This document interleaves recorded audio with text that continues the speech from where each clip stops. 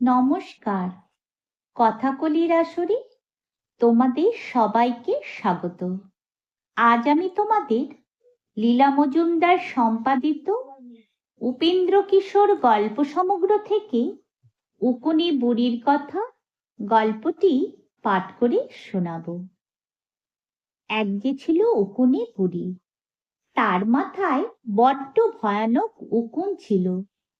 সে যখন তার বুড়োকে ভাত খেতে দিতে যেত, তখন ঝরঝর করে সেই উকুন বুড়োর পাতে পড়ত। তাইতে সে একদিন রেগে গিয়ে ঠাই করে বুড়িকে এক ঠ্যাঙার বাড়ি মারলে। তখন বুড়ি ভাতের হাঁড়ি আঁচড়ে গুঁড়ো করে রাগের ভরে সেই যে নদীর ধার দিয়ে চলে গেল, আর তাকে বুড়ো ডেকে ফেরাতে পারলে না।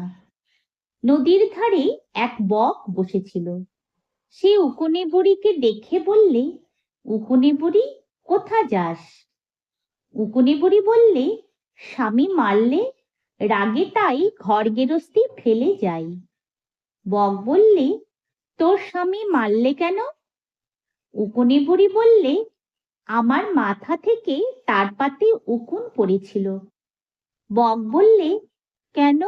উকুন তো বেশ লাগে, তার জন্য মারলে কেন? তুই আমার বাড়ি চল, শুনেছি তুই ভালো রাঁধিস। তাইতে উকুনে বুড়ি বকের বাড়িতে রাঁধুনি হলো।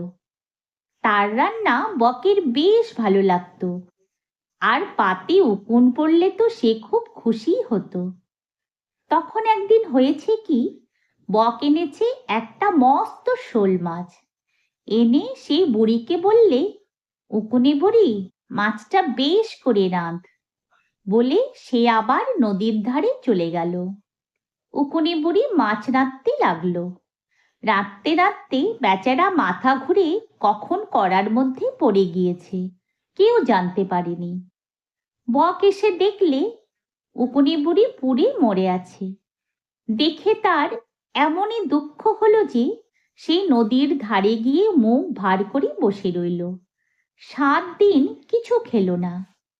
নদী বললে, ভালো রে ভালো, 7 দিন এমন করে বক বসে আছে, খায় দায়নি, এর হলো কি? হ্যাঁ ভাই বক, তোর হয়েছে কি ভাই? বক বললে, আরে ভাই, সে কথা বলে কি হবে, আমার যা হবার তা হয়েছে। নদী বললে, ভাই, আমাকে বলতে হবে। বক বললে, যদি বলি তবে কিন্তু তোর সব জল ফেনা হয়ে যাবে। নদী বললে, হয় হবে, তুই বল। তখন বক বললে, উকুনে বুড়ি পুড়ে মল, বক 7 দিন উপোস রইল। অমনি ফ্যান ফ্যান করে দেখতে দেখতে নদীর জল ফেনিয়ে সাদা হয়ে গেল। সেই নদীতে এক হাতি রোজ জল খেতে আসে। সেদিন সে জল খেতে এসে দেখে এ কি কাণ্ড হয়ে আছে। হাতি বললে, নদী, তোর এ কি হলো? তোর জল কি করে ফেনা হয়ে গেল? নদী বললে, তা যদি বলি তবে কিন্তু তোর লেজটি খসে পড়ে যাবে। হাতি বললে, যাই যাবে, তুই বল। তখন নদী বললে, উকুনে বুড়ি পুড়ে মল, বক 7 দিন উপোস রইল, নদীর জল ফেনিয়ে গেল। অমনি ধপাস করে হাতির লেজটা খসে পড়ে গেল। তারপর হাতি গাছতলা দিয়ে যাচ্ছে। গাছ তাকে দেখে বললে, বাহ রে, তোর এ কি হলো, লেজ কোথায় গেল? হাতি বললে, তা যদি বলি তবে কিন্তু তোর পাতাগুলি সব এক্ষুনি ঝরে পড়বে। গাছ বললে, পরে পড়ুক, তুই বল। তখন হাতি বললে, উকুনে বুড়ি পুড়ে মল, বক 7 দিন উপোস রইল, নদীর জল ফেনিয়ে গেল, হাতির লেজ খসে পড়ল। অমনি ঝরঝর করে গাছের সব পাতা ঝরে পড়ে গেল। সেই গাছে এক ঘুঘুর বাসা ছিল। সে তখন খাবার খুঁজতে গিয়েছিল। ফিরে এসে দেখে, ও মা, এ কি হয়েছে? ঘুঘু বললে, গাছ, তোর এ কি হলো, তোর পাতা সব কোথায় গেল? গাছ বললে, তা যদি বলি তবে কিন্তু তোর চোখ কানা হয়ে যাবে। ঘুঘু বললে, যাই যাবে, তুই বল। তখন গাছ বললে, উকুনে বুড়ি পুড়ে মলো, বক 7 দিন উপোস রইল, নদীর জল ফেনিয়ে গেল, হাতির লেজ খসে পড়ল, গাছের পাতা ঝরে পড়ল। অমনি টস করে ঘুঘুর একটা চোখ কানা হয়ে গেল। কানা চোখ নিয়ে ঘুঘু মাঠে চড়তে গিয়েছে। তখন রাজার বাড়ির রাখাল তাকে দেখে বললে, সে কি রে ঘুঘু, তোর চোখ কি হলো? ঘুঘু বললে, তা যদি বলি তবে কিন্তু তোমার হাতের লাঠিটা আটকে যাবে। রাখাল বললে, যাই যাবে, তুই বল।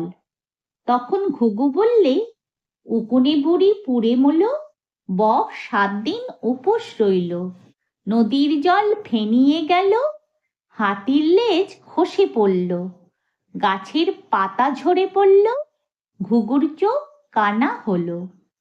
অমনি চটাস করে রাখালের লাঠি তার হাতে আটকে গেল। সে কত হাত ঝাড়লে, কিছুতেই তাকে ফেলতে পারলে না। যখন গরু নিয়ে সে রাজার বাড়িতে ফিরে এসেছে, তখনও সে হাত ঝাড়ছে। রাজার বাড়ির দাসী ভাঙা কুলোই করে ছাই ফেলতে যাচ্ছিল। সে রাখালকে দেখে বললে, দূর হতভাগা, অমনি করে হাত ঝাড়ছিস কেন? কি হয়েছে তোর হাতে? রাখাল বললে, সে কথা যদি বলি তবে কিন্তু তোমার ওই কুলোখানা তোমার হাত থেকে নামাতে পারবে না, তোমার হাতেই আটকে থাকবে। দাসী বললে, ইস, আচ্ছা থাকে থাকবে, তুই বল।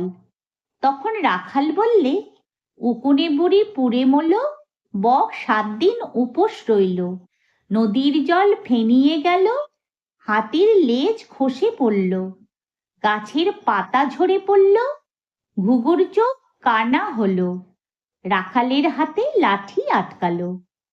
অমনি দাসী, ও মা, এ কি গো, কি হবে গো বলে কাঁদতে লাগলো। সে অনেক চেষ্টা করেও কুলো হাত থেকে নামাতে পারলে না। শেষে রাখাল ছোকরাকে গাল দিতে দিতে ঘরে গেল। ঘরে গিয়ে দাসী হাত থেকে কুলো নামাচ্ছে না। রানী তখন থালা হাতে করে রাজার জন্য ভাত বাড়ছিলেন। দাসীকে দেখে তিনি হেসে বললেন, দাসী, তোর হয়েছে কি? কুলোটা হাত থেকে নামাচ্ছিস না কেন? দাসী বললে, তা যদি বলি রানীমা, তবে কিন্তু ওই থালাখানা আর আপনার হাত থেকে নামাতে পারবেন না, ওখানা আপনার হাতে আটকে যাবে। রানী বললেন, বটে, আচ্ছা বল দেখি কেমন আটকায়। তখন দাসী বললে, উকুনে বুড়ি পুড়ে মলো, বক 7 দিন উপোস রইল, নদীর জল ফেনিয়ে গেল, হাতির লেজ খসে পড়ল, গাছের পাতা ঝরে পড়ল, ঘুঘুর চোখ কানা হলো, রাখালের হাতে লাঠি আটকালো, দাসীর হাতে কুলো আটকালো। অমনি রানীর হাতে থালাখানি আটকে গেল। কিছুতেই তিনি আর তা নামাতে পারলেন না। তখন আর কি করেন? আর একখানা থালায় করে রাজামশাইয়ের জন্য ভাত বেড়ে নিয়ে চললেন। রাজামশাই তাকে দেখেই বললেন, রানী, ওই থালাখানা হাতে করে রেখেছ যে? রানী বললেন, তা যদি বলি তবে কিন্তু আর তুমি এখান থেকে উঠে যেতে পারবে না, তুমি ওই পিঁড়িতে আটকে থাকবে। শুনে রাজা হো হো করে হাসলেন। তারপর বললেন, আচ্ছা তা হোক, তুমি বলো। তখন রানী বললেন, উকুনে বুড়ি পুড়ে মলো, বক 7 দিন উপোস রইল, নদীর জল ফেনিয়ে গেল, হাতির লেজ খসে পড়ল, গাছের পাতা ঝরে পড়ল, ঘুঘুর চোখ কানা হলো, রাখালের হাতে লাঠি আটকালো, দাসীর হাতে কুলো আটকালো, রানীর হাতে থালা আটকালো। বলতে বলতে তো রাজামশাই পিঁড়িতে খুব ভালো মতোই আটকে গেলেন। কত টানাটানি করলেন, কিছুতেই উঠতে পারলেন না। চাকরদের ডাকলেন, তারাও কিছু করতে পারলে না। তখন সেই পিরিশুদ্ধ তাকে চারজনে ধরাধরি করে সভায় এনে বসিয়ে দিলে। তা দেখে সভার লোকদের তো ভারী মুশকিল হলো। তাদের ভয়ানক হাসি পাচ্ছে। তারা হাসি থামাতেও পারছে না, হাসতেও পারছে না। পাছে রাজামশাই রাগ করেন। কেউ ভয়ে জিজ্ঞেস করতেও পারছে না রাজামশাইয়ের কি হয়েছে।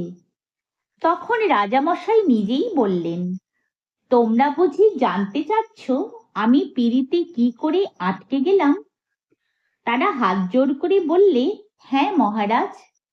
রাজা বললেন, তা যদি বলি তবে তোমরাও যে যার বসবার জায়গায় আটকে যাবে। তারা বললে, মহারাজ যদি আটকালেন তবে আমরা আর বাকি থাকি কেন?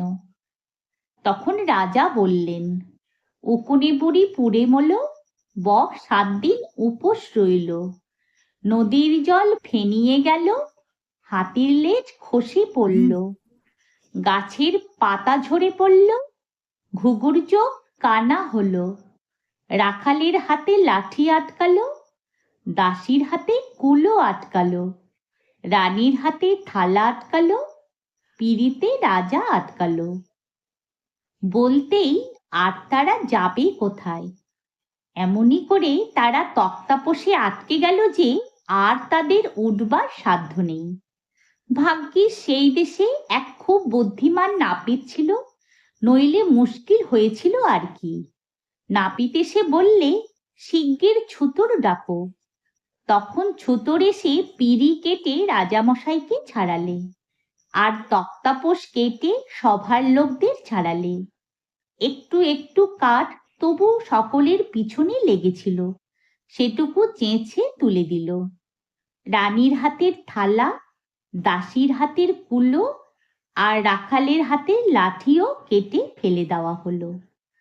যদি তোমাদের এই গল্পটি ভালো লেগে থাকে তাহলে একটা লাইক ও আমার এই চ্যানেলটিকে সাবস্ক্রাইব করে দিও, যাতে তোমাদের জন্য আরো অনেক নতুন নতুন গল্প নিয়ে আসতে পারি।